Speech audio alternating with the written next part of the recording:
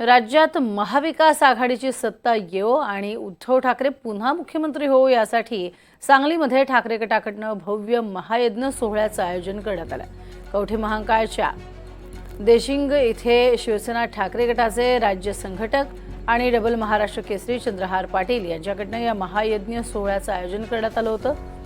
101 पुजाऱ्यांच्या हस्ते महाचंडिका यज्ञ सोहळा यावेळी संपन्न झाला। राज्यात महायुतीचं सरकार जाऊन महाराष्ट्राच्या मनामनातील मुख्यमंत्री असणारे उद्धव ठाकरे हेच पुन्हा मुख्यमंत्री व्हावेत यासाठी महायज्ञ सोहळ्याचं आयोजन करण्यात आलं होतं। महाराष्ट्र केसरी चंद्रहार पाटील यांनी याबद्दलची माहिती दिली।